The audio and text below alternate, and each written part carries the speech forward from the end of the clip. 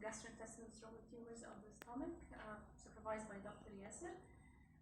It's a case report published in Journal of Gastric Cancer in 2015 by Han Hong Lee. It's a case report of a 73-year-old gentleman, diabetic and hypertensive. He presented with abdominal distension, and examination revealed an intra-abdominal mass in the epigastric area with both feet and tendons. And laboratory findings showed no abnormality except for increased fasting blood glucose level. CT abdomen showed a large exophytic 18 centimeter mass in the anterior wall of the gastric of the stomach. And the patient underwent gastric wedge resection, and the specimen was 18 times 15 centimeters attached to a 3 centimeter portion of the stomach without invasion of the resected margins. Microscopically, the tumor was hypercellular, composed of epithelioid cells with prominent cytoplasmic vacuoles and frequent mitotic figures, as you can see.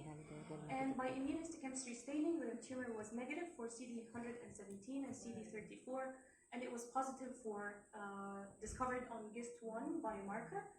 And the tumor was completely resected in spite of its large size, and the histological diagnosis was confirmed with DOG1 immunohistochemistry staining. The patient should have been treated with imatinib as an adjuvant treatment, but the patient, for private reasons, refused further evaluation and treatment.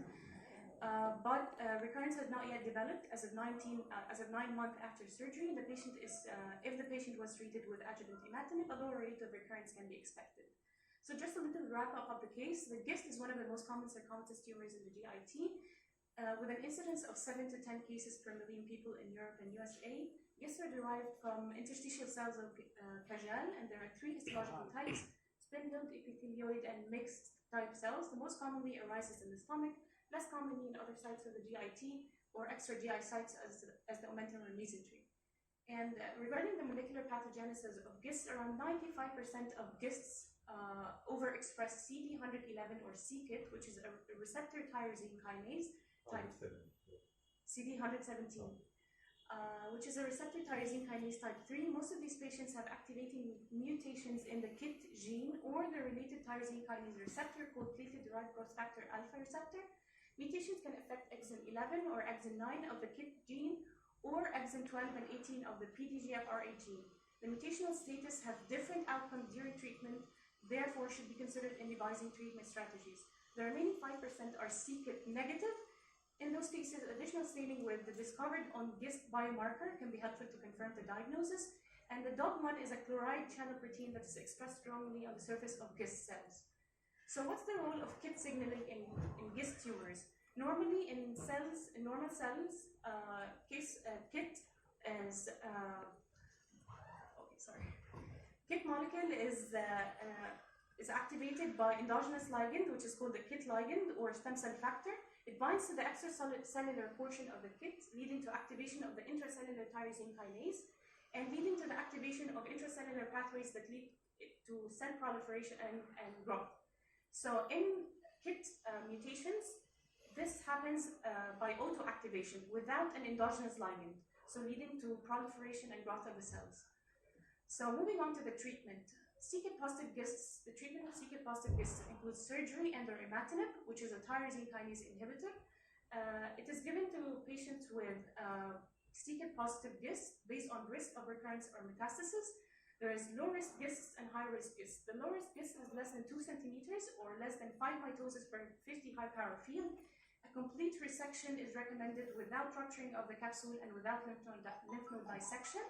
While in the high-risk GISTs more than 2 centimeters and have more than 5 mitosis per high-power field, a complete resection, if possible, is recommended with following adjuvant imatinib treatment. And this is the risk stratification of the GIST. And for unresectable GISTs, neoadjuvant or palliative imatinib and/or surgery is recommended.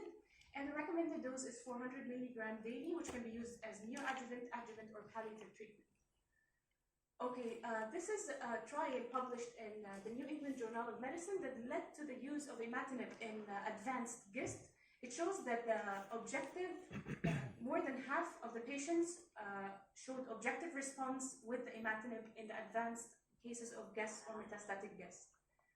And interestingly, there are most of the trials that use that used imatinib in the treatment of GIST showed that GIST have different outcomes during treatment according to their mutational status or genotype. So here the table shows the correlation between the genotype or the mutational status and the average response or the objective response.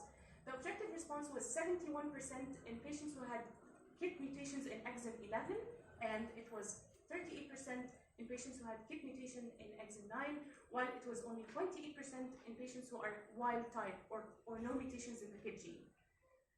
Moving on to the c-KIT negative GISTs, the prognosis of c-KIT negative GIST remains unclear. However, the complete resection and adjuvant imatinib, if possible, should be considered.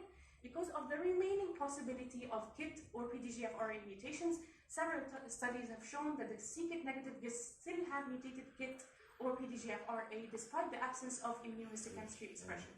Therefore, surgery and imatinib should be used as a therapeutic strategy for c-KIT negative GISTs. And these are the references, and thank you for listening.